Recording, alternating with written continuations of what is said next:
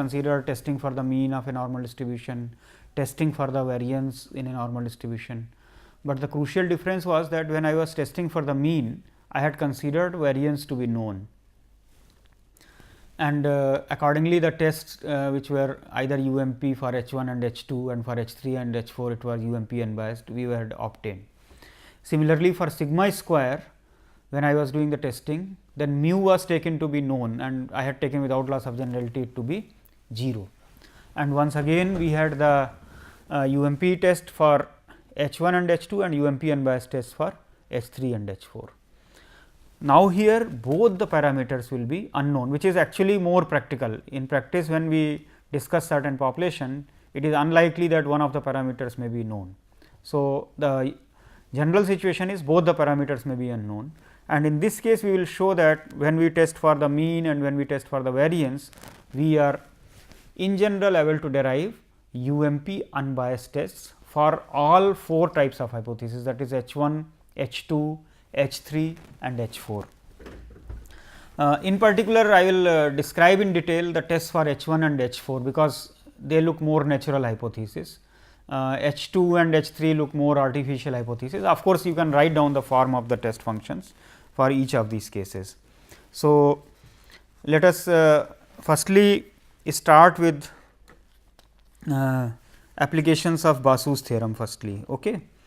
Example of application of Basu's theorem or this corollary, okay, in the normal population case. So, let us look at the joint density function of x 1, x 2, x n. So, we are writing it as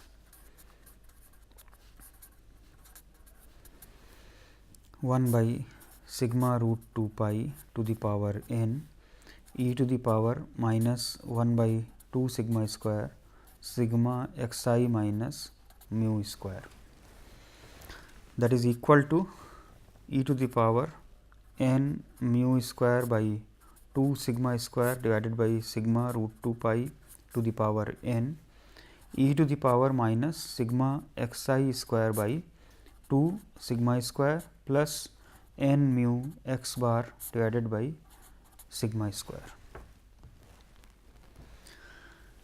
Note here, this is a 2 parameter exponential family. I am looking at the application of Basu's theorem. So, firstly we will look at the independence part here. If we take say sigma is equal to some fixed value sigma naught, okay. If sigma naught is fixed here, then this term is going into the h x part of a multi-parameter exponential family. This will become fixed. So, here you have mu x bar or n mu x bar. So, this is 1 parameter exponential family.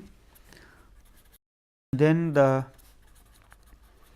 density is in 1 parameter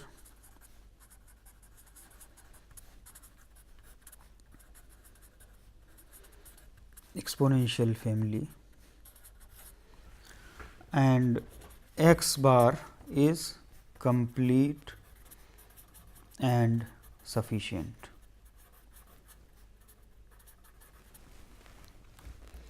Let us take say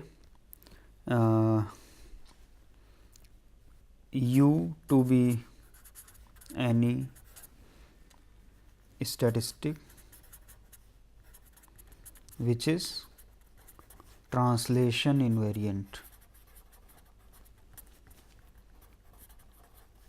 or you can say location invariant.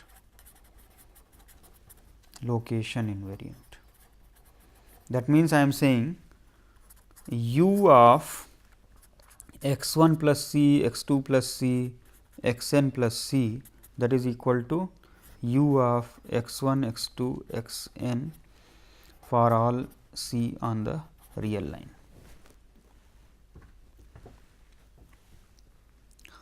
Now,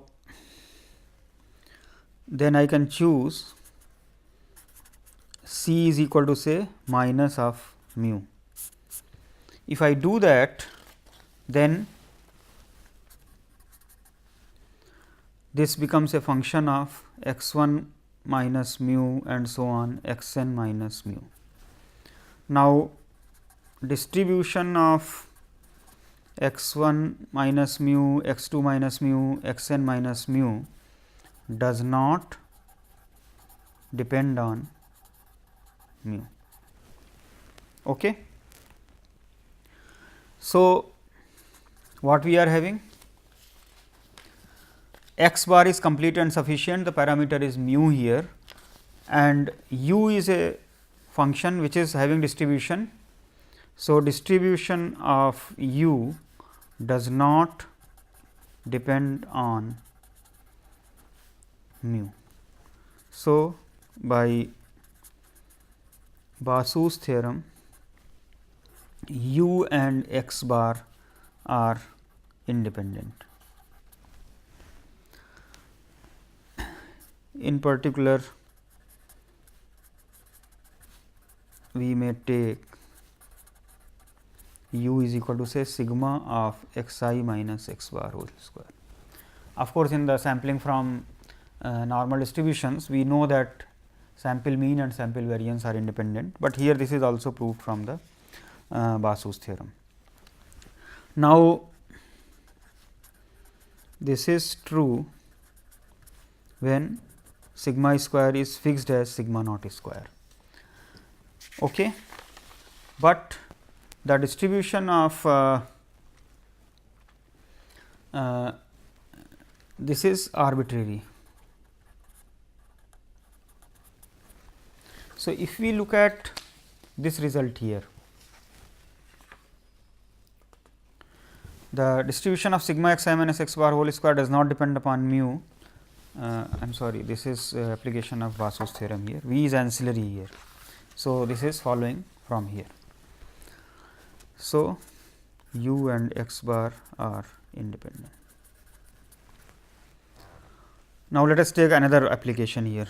Now, take mu is equal to mu naught, okay? Another fixing of the mean. Then the density is f x sigma square is equal to 1 by sigma root 2 pi to the power n e to the power minus 1 by 2 sigma square sigma x I minus mu naught whole square. So, this is again one parameter exponential family, and this becomes sigma x I minus mu naught square is complete and sufficient.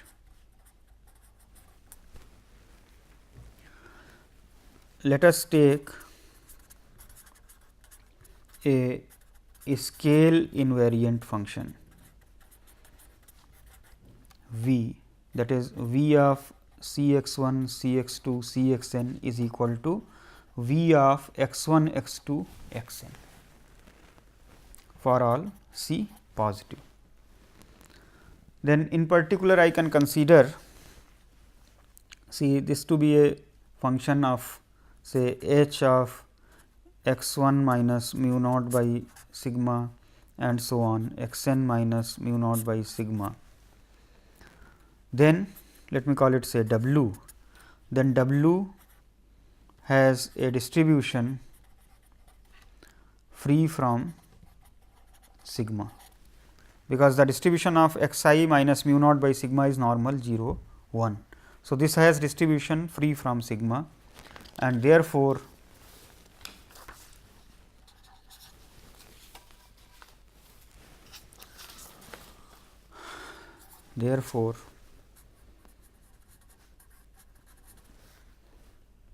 sigma x I minus mu naught square and w are independently distributed.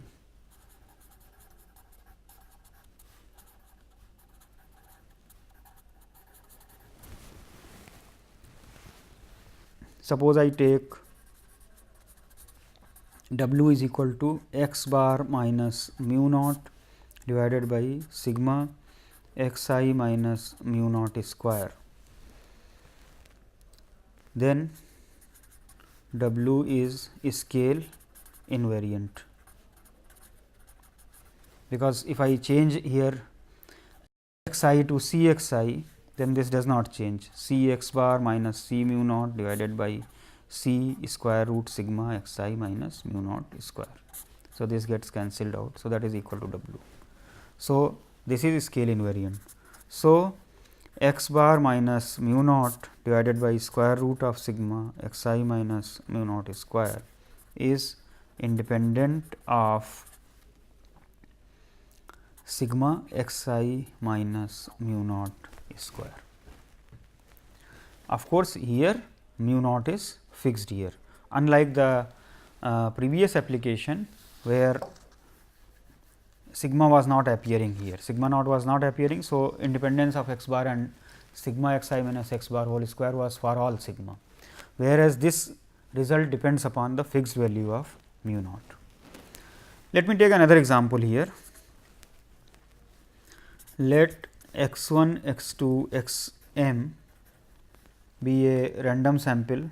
Let me take say x 1, x 2, x n be a random sample from normal mu 1 sigma 1 square, and y 1, y 2, y n be another random sample from normal mu 2 sigma 2 square. I also assume that these two are independent. These two samples are taken independently. Then let us write down the joint density of x 1, x 2, x n and y 1, y 2, y n. Then that will be f x y mu 1 mu 2 sigma 1 square sigma 2 square, that is equal to 1 by sigma 1 root 2 pi to the power n e to the power minus 1 by 2 sigma 1 square sigma x I minus mu 1 square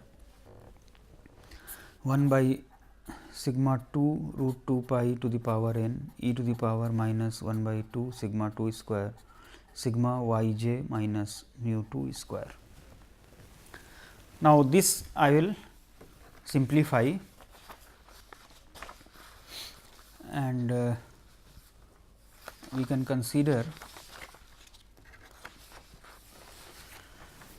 this expression as 1 by sigma 1 sigma 2 2 pi to the power n e to the power minus plus n, if I take square here, this will give you minus. So, minus here also it was minus in the earlier case, minus n mu 1 square by sigma 1 square minus n mu 2 square by sigma 2 square, 2 will come here, e to the power minus sigma x I square by 2 sigma 1 square minus sigma y j square by 2 sigma 2 square plus n mu 1 x bar by sigma 1 square plus n mu 2 y bar by sigma 2 square. So, this is a density in 4 parameter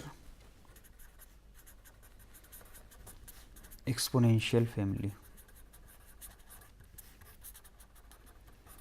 We may write say theta 1 is equal to minus 1 by 2 sigma 1 square, theta 2 is equal to minus 1 by 2 sigma 2 square, theta 3 as say mu 1 by sigma 1 square, theta 4 is equal to n mu 2 by sigma 2 square.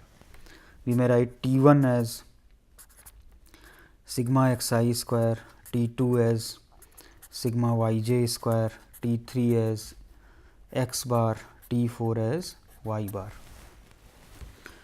So, here the parameter space is natural parameter space. So, the parameter space is 4 dimensional,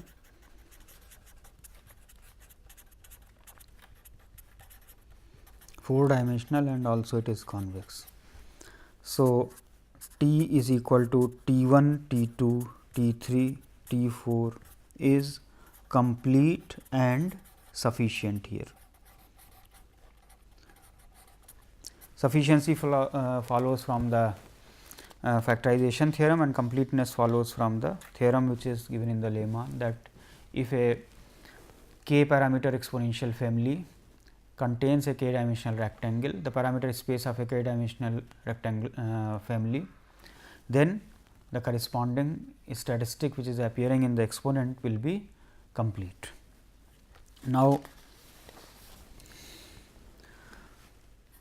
consider say R, that is actually the sample correlation coefficient.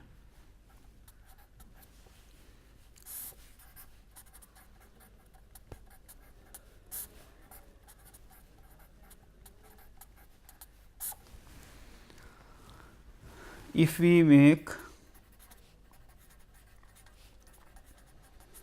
change of location and scale, that is, if I say x I goes to say a x I plus b and y I goes to some c y I plus d, then what happens here?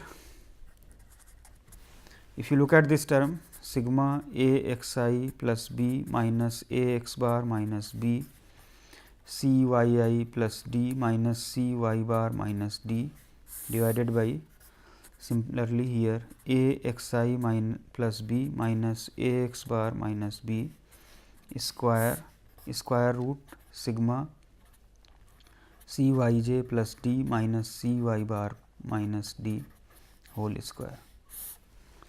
So, now this if you see here, b will cancel, d will cancel, c and a will come out, and here also a and c will come out. So, we of course, put the condition a greater than 0 and c greater than 0, then this is equal to R again. So, R is invariant under location and scale changes.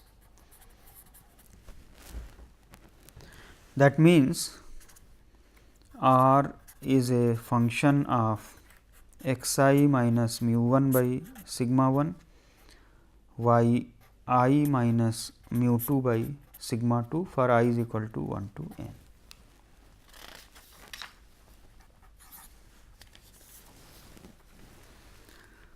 Now, the distributions of x I minus mu 1 by sigma 1, that is normal 0 1, distribution of y I minus mu 2 by sigma 2, that is normal 0 1. So, they do not depend upon parameters mu 1 mu 2 sigma 1 square sigma 2 square. So, what we are having now, we have the parameters appearing theta 1, theta 2, theta 3, theta 4, which is a 1 to 1 function of mu 1 mu 2 sigma 1 square and sigma 2 square. The corresponding complete sufficient statistic is T 1, T 2, T 3, T 4, or which is a 1 to 1 function of x bar, y bar and sigma x I square, sigma y j square.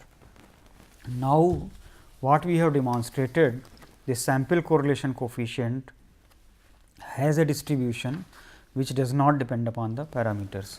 So, by Basu's theorem, then T, that is T 1, T 2, T 3, T 4 and R, they are independently distributed.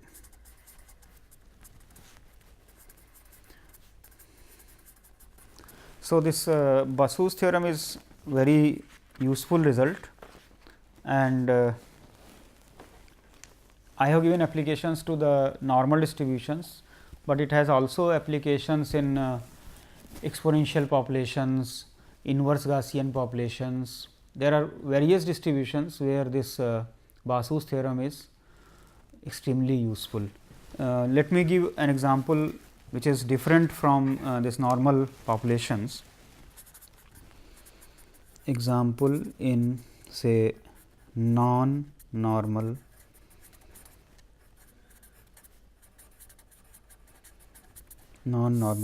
populations. Let us take say x1, x2, xn following 1 by sigma e to the power minus x minus mu by sigma, where mu is any real number, sigma is a positive parameter. That means, I am considering a 2 parameter exponential distribution. Now, this is not a exponential family. However, we have earlier shown that x 1, that is the minimum of x 1, x 2, x n, and if I consider say n times x bar minus x 1, then let me give some name to this. Let me call it say z. Then x 1 and z, they are complete and sufficient. Now, if I fix say sigma, fix sigma is equal to sigma naught, then what happens? We will get then x 1 is complete and sufficient. X 1 is complete and sufficient. Now, z, if I take n x bar minus x 1, this is so now this is complete and sufficient, and the parameter is actually mu now here. And if I consider say n x bar minus mu minus x 1 minus mu, so this gets cancelled out. So, this has a distribution independent of mu. In fact, we know the distribution 2 z by sigma actually follows chi square on 2 n minus 2 degrees of freedom. So, by Basu's theorem,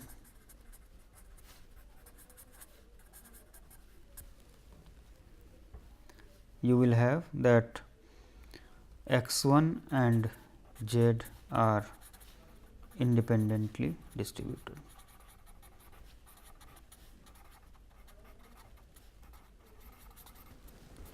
So, I have given an example of a non-normal population.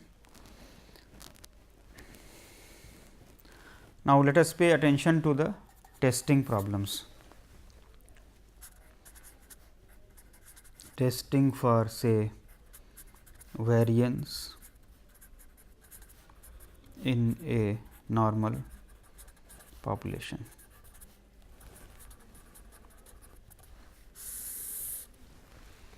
So, if I am writing down the density function of x 1, x 2, x n,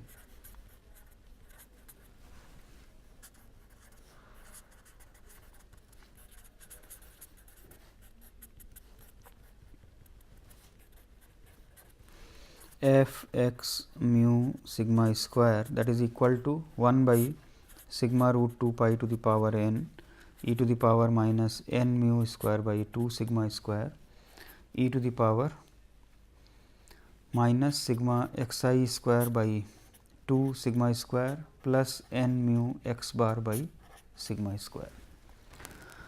So, here I am considering testing for sigma square. So, I will consider here this part as say theta nu e to the power theta u x plus nu t x. So, I have defined here theta is equal to minus 1 by 2 sigma square, u is equal to sigma x I square, nu is equal to say n mu by sigma square, and t is equal to x bar. if I consider say testing problem. So, now by the theory that I have developed for that UMP unbiased tests, I can say that UMP unbiased test will exist if I test for theta hypothesis say H 1 versus K 1, H 2 versus K 2, H 3 versus K 3 and H 4 versus K 4. For all the 4 hypotheses, I will have UMP unbiased test for theta. Now, what does testing for theta means? Since theta is equal to minus 1 by 2 sigma square, the test is exactly reflected, and this is an increasing function of sigma square, minus 1 by 2 sigma square. So, if I write down a test like this, suppose I define theta naught is equal to minus 1 by 2 sigma naught square, then H naught theta less than or equal to theta naught versus H 1 theta greater than theta naught. This testing problem is equivalent to, let me call it H 1 star sigma square less than or equal to sigma naught square versus K 1 star sigma square greater than sigma naught square. Similarly, if I define say theta 1 is equal to minus 1 by 2 sigma 1 square, theta 2 is equal to minus 1 by 2 sigma 2 square. Then, if I write down the hypothesis problem, theta less than or equal to theta 1 or theta greater than or equal to theta 2 versus K 2 theta 1 less than theta 2. Then, this testing problem is equivalent to H 2 star sigma square less than or equal to sigma 1 square or sigma square greater than or equal to sigma 2 square versus sigma 1 square less than sigma square less than sigma 2 square. And in a similar way, if I consider H 3 and similarly H 4, that is theta is equal to theta naught, that is equivalent to H 4 star theta sigma square is equal to sigma naught square versus K 4 star sigma square is not equal to sigma naught square. Therefore, we have demonstrated here that the theory of UMP unbiased test for multi-parameter exponential families, where we test for one parameter in the multi-parameter exponential family, other parameters are treated as constants, then that theory is applicable for 2 parameter normal population when we want to test for the variance. I have put it exactly in that framework. Now, let me write down the test here by using theorem 2 that I gave yesterday, where the test was conditional of u given t. Now, what is u given t here? It will be sigma x I square given x bar. That means, the test will be conditional test on sigma x I square given x bar. As I mentioned in the beginning of this lecture that this is slightly complicated problem. What we need to do is to apply the theorem 3 that I gave today. That means, I define suitably a function. So, either in the condition u is greater than or equal to c naught t etcetera, I modify the condition in such a way that the term becomes free from t, and similarly, if I apply the theorem 3 which I gave today, then I need to suitably define a function of this type. So, in the following lecture, I will be doing this work in the detail, that is how to define this function w is equal to h of u t. I will consider it for h 1 versus k 1 problem, and that will be applicable for h 2 versus k 2. It will also be applicable to h 3 versus k 3. However, there will be a problem if I consider h 4 versus k 4. So, in h 4 versus k 4, a new function which is a linear function of u, that has to be defined. So, we will demonstrate all of this in the following lecture here.